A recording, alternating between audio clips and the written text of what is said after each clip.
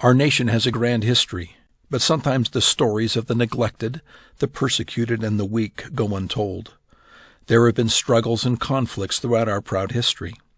It is important we also hear their voices and learn from the past to better the future.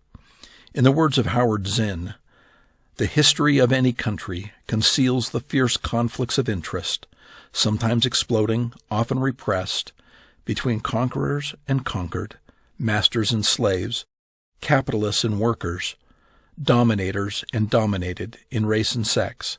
And in such a world of conflict, a world of victims and executioners, it is the job of thinking people not to be on the side of the executioners.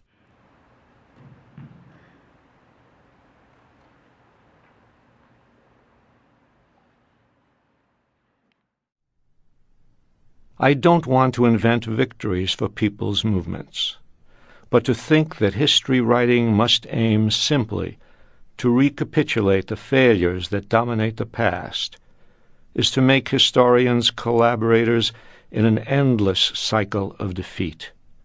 If history is to be created, to anticipate a possible future without denying the past, it should, I believe, emphasize new possibilities by disclosing those hidden episodes of the past when, even if in brief flashes, people showed their ability to resist, to join together, occasionally to win. I am supposing, or perhaps only hoping, that our future may be found in the past's fugitive moments of compassion, rather than in its solid centuries of warfare. In its solid centuries of warfare. In its solid centuries of warfare. In its solid centuries.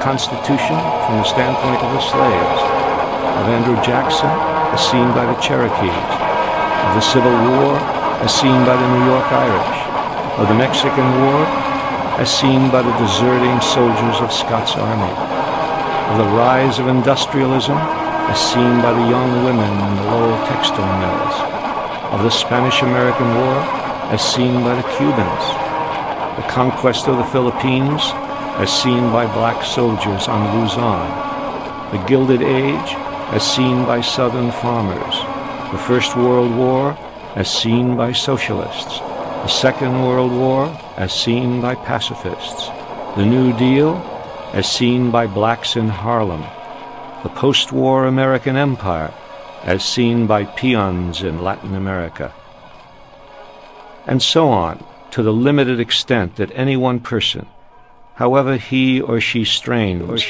can see history from the standpoint of others.